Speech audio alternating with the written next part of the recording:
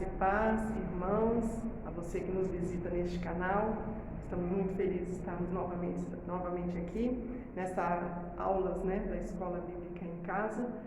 O tema dessa nova temporada é a vida centrada no Evangelho. E eu quero convidar você a estar conosco e estamos muito felizes da sua presença, de você estar assistindo esta aula. Nossa oração é que essas aulas proporcionem um crescimento para você, para a sua vida com Deus, assim como tem sido para nós que estamos preparando as aulas.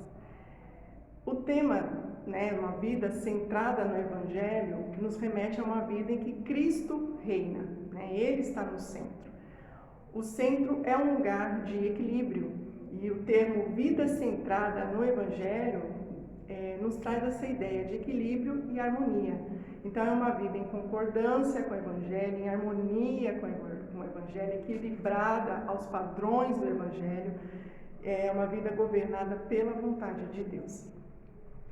Na primeira aula, o professor Péricles ele nos falou da importância de trazer o Evangelho no nosso dia a dia, nas nossas vidas, como uma crescente dependência pessoal do Evangelho, E na última aula, o professor Isael nos trouxe o conceito amplo do que é o Evangelho, e no qual nós podemos enxergar, nos enxergar na história da redenção.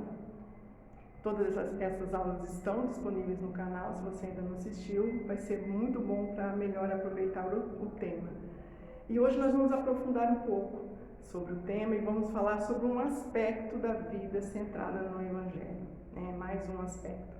E esse aspecto ele sustenta o testemunho de uma vida onde Cristo está no centro. Eu quero que você abra sua Bíblia e leia junto comigo Efésios, a carta que Paulo escreveu aos Efésios, capítulo 1, verso 3 e 4. Eu estou lendo na versão NVT, Nova Versão Transformadora. Vai dizer assim: todo louvor seja a Deus, o Pai de nosso Senhor Jesus Cristo, que nos abençoa em Cristo com todas as bênçãos espirituais nos domínios celestiais. Mesmo antes de criar o mundo, Deus nos amou e nos escolheu em Cristo para sermos santos e sem culpa diante dele. Amados, nós sabemos e acabamos de ler que Deus nos ama, nos elegeu, nos chamou para sermos santos e irrepreensíveis. Santo quer dizer separado tanto para o que é mal, assim como totalmente devotado ao que é bom. E irrepreensível é sem nenhuma falta, sem nenhuma culpa, é uma pessoa íntegra, digna. O Deus que é santo, Ele nos chama, nos escolheu para sermos separados e íntegros diante dEle. E nós vamos ver também que na primeira carta aos Tessalonicenses, Paulo, ao tratar com esses irmãos sobre uma vida dedicada a agradar a Deus, um viver em santidade e honra, ele vai nos dizer hoje também da seguinte forma, 1 Tessalonicenses 4:3, a vontade de Deus é que vocês vivam em santidade. Amados, a vontade de Deus é que sejamos santos diante dele. Por vezes achamos que a vontade de Deus tem a ver com as decisões que nós temos que tomar. Então, aqueles questionamentos, Eu devo casar ou ficar solteiro? Trabalhar fora ou me dedicar à obra? Fazer faculdade ou fazer seminário? Muitas orações, muitos propósitos são feitos nesse sentido, Qual é a vontade de Deus para mim? E sim, é lícito, Deus vai nos dizer na Bíblia, nos orienta a orar por todas essas coisas, para que Ele esteja na direção de tudo, mas a Bíblia também vai nos dizer que há uma vontade de Deus já definida para nós, para cada um de nós que somos seus filhos. E essa vontade é que sejamos santos, é a santidade. Leia em sua Bíblia 1 Pedro, capítulo 1, verso 14 e 16, que vai dizer assim: como filhos obedientes, não deixem amoldar pelos maus desejos de outrora, quando viviam na ignorância. Mas assim como é santo aquele que os chamou, sejam santos vocês também, em tudo que fizerem, pois está escrito, sejam santos porque eu sou santo. Todo cristão tem um chamado de ser santo, e ser santo é ser semelhante a Deus. Deus é santo. Qual é a nossa trajetória, irmãos? Nós éramos pecadores, estávamos distantes de Deus, ouvimos o Evangelho, as boas novas da graça e do amor de Deus. Ao ouvir esse Evangelho, nós somos confrontados, né? Quem é Deus? Deus é santo. Quem eu sou? Eu sou pecador. Então nos arrependemos. Temos fé na obra de Jesus, na cruz por nós. A culpa do poder do pecado sobre nós é retirada, a dívida é paga por Jesus, pelo seu sacrifício, essa é a nossa justificação, somos justificados por Deus e então nos convertemos. Somos batizados nas águas, na confissão pública dessa nossa decisão, dessa nossa certeza, na nossa fé nessa obra de Jesus. E quando Jesus voltar, quando Jesus voltar para buscar a sua igreja, nós iremos viver com Ele glorificados, sem pecado, não haverá choro, não haverá mais tristeza. Então nós viveremos a glorificação. Glória a Deus por isso. Só que quando nós somos justificados e ao aceitar o sacrifício, quando nós nos convertemos, nós não vamos direto para o céu.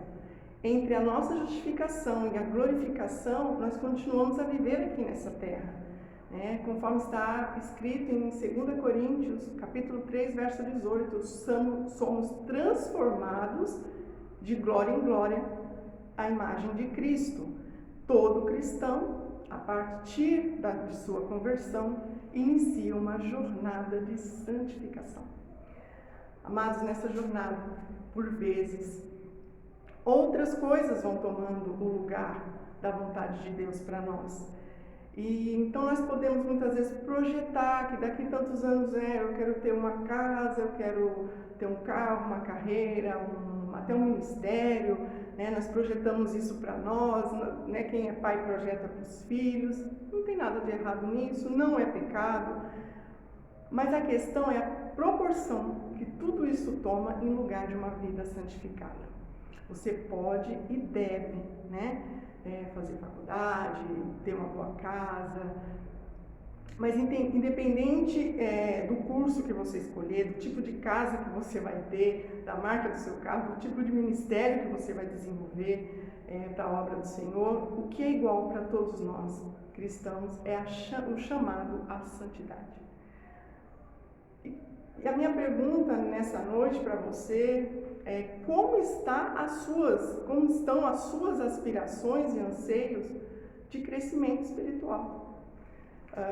Ser mais santo, aprender a doar mais, aprender a ter mais pureza nos relacionamentos, ser menos altivo, mais humilde. Primeira carta de Pedro, capítulo 1, verso 15 e 16, vai dizer: assim como é santo aquele que os chamou, sejam santos vocês também em tudo o que fizerem, pois está escrito, sejam santos, porque eu sou santo. Em Hebreus, capítulo 12, verso 14, segui a paz com todos, a santificação, sem a qual ninguém verá a Deus. Sem santificação, não veremos a Deus. Santidade não é uma palavra vazia. Santidade são os padrões de Jesus. E Jesus, nós sabemos que ele é um rei de um reino, né? O reino de Jesus, o reino de Deus tem padrões. E nós vamos ver na palavra de Deus que os padrões desse reino foram muito bem explicados e colocados para nós, né? Por exemplo, no Sermão do Monte, né? Nós temos ali os padrões do reino de Deus. Os padrões de Jesus para os seus discípulos no relacionamento com as pessoas, com Deus, com dinheiro. É um sermão prático. Jesus se preocupa com detalhes da vida dos seus discípulos. Ele se preocupa com detalhes da nossa vida. O Sermão do Monte vai falar de santidade, né? É o maior discurso de Jesus registrado nas Escrituras. Nós vamos encontrar no Evangelho de Jesus segundo Mateus e segundo Lucas. Só que em Mateus nós vamos ter ele com uma versão mais completa. Então, por que então nós devemos ler e dar atenção a esse Sermão do Monte? Nós não temos tempo aqui, né, de ler, de aproveitar melhor esse discurso, né, essa aula de Jesus, mas a gente só vai dar fazer algumas considerações. Nós temos que entender que esse discurso do Sermão do Monte é um discurso que é o próprio Jesus falando, né? É o próprio Verbo revelando a vontade do Pai para os seus discípulos. Ele vai chamar as pessoas para ouvirem Ele, né? Jesus esteve aqui na terra, Ele curou, Ele libertou, salvou, mas também ensinou. E o sermão é uma aula que Jesus dá para os seus discípulos, porque estavam ali, e para nós hoje. Hoje nós falamos muito e canta-se muito sobre o reino, né? Cultura do reino, coloca-se reino em quase tudo. Mas nós conhecemos os padrões desse reino. Sendo o reino, nós temos que entender que estamos falando de um governo, né? Nós já temos o rei desse governo, que é Jesus, e como todo governo tem leis, né? É organizado. E o Sermão do Monte é a leitura que Jesus está fazendo dos mandamentos. Nós devemos ler cada não que a lei nos traz como o nosso eu sendo moldado aos padrões do reino de Deus. Então, no sermão, Jesus vai nos preparar internamente para uma vida de santidade, né? Para uma vida nos padrões do reino. E como nós devemos ler esse sermão, né? Primeiro, é importante lembrar que é Jesus quem está falando, né? Ele não mandou um profeta falar, um dos apóstolos, é Ele próprio nos dizendo. E eu quero te incentivar a ler esse sermão, deixar Jesus falar com você. Essas palavras de Jesus nos confrontam. Por exemplo, vai estar escrito: não matarás. Ok, você vai dizer: eu não mato, nunca matei ninguém. Mas vai dizer também que basta se irar contra o irmão, que nós também estaremos sujeitos a julgamento. E quantas vezes, né, nós podemos estar sujeitos a nos irar com o nosso irmão?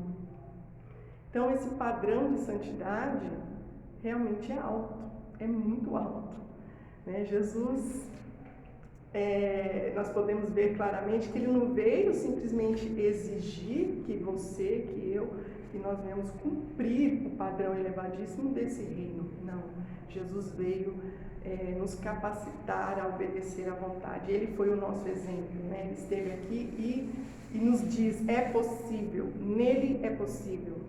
E Ele não somente fala qual é a vontade do Pai, mas também nos empodera, né? Falamos tanto em empoderamento, está aí um empoderamento de Jesus para nós. Ele nos empodera a cumprir. Ele está do nosso lado.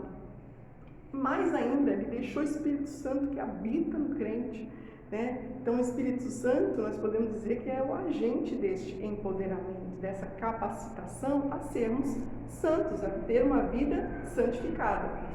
E aí eu vou fazer só uma observação, porque nós estamos ouvindo muito sobre esse assunto de empoderamento.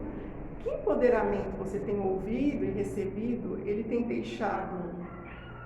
feito com que você deixe Jesus no centro da sua vida ou o seu eu? Então, cuidado, né? Observe o que você tem ouvido.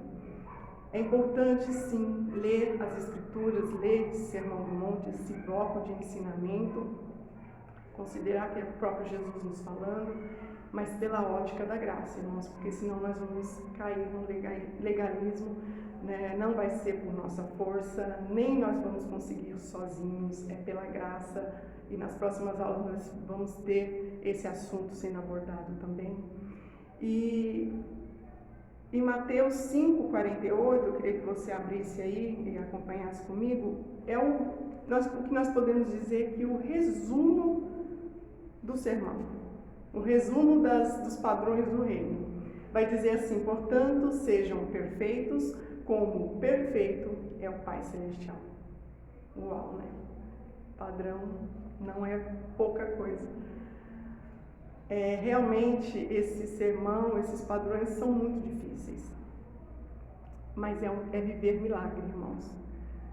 Tanto eu quanto você. Só aquele que é nascido de novo em Cristo, com a ação do Espírito Santo em suas vidas. Só assim que nós vamos conseguir viver essa verdade, esse padrão, viver esse milagre. Santidade, amados, não tem a ver com que você vive no quarto, somente no quarto, de porta fechada, em consagração, não. Santidade é vista no dia a dia. É o resultado da sua vida de intimidade com Deus. Aparece no trabalho, aparece nos relacionamentos, no convívio familiar, no convívio com os irmãos da fé. Santidade tem a ver com a vida prática, né? Com a sua prática da palavra de Deus. E é somente através da ação do Espírito Santo em nós, né? Nós seremos capacitados a obedecer e viver em santidade. Eu quero desafiar vocês a continuar a ouvir essas aulas, para nós aprendermos mais sobre esse padrão de santidade, sobre essa vida em que Cristo está no centro, dessas transformações que o Senhor quer fazer em nós. Que você continue a acompanhar, que você realmente se aplique a ler as Escrituras, a ter essa disposição durante a sua semana, que você continue orando e pedindo ao Senhor, sim, venha o teu reino, né?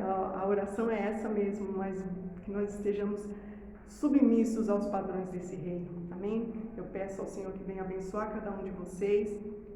A proposta são aulas breves, então não tem como aprofundar, mas eu acredito que se você ler e pausar, ler cada um desses versículos, né, vai pausando o vídeo, o Senhor vai continuar falando com você, e eu te desafio, eu convido você a ler, né, capítulos 5, 6 e 7 do Evangelho de Jesus segundo Mateus, para aprofundar um pouco mais nos padrões do reino de Deus. Amém? Que Deus nos abençoe nessa jornada, nessa temporada que nós vamos estar falando sobre uma vida centrada no Evangelho. Eu quero agradecer a sua presença, agradecer que você está nos assistindo até agora e que Deus te abençoe em nome de Jesus. Amém?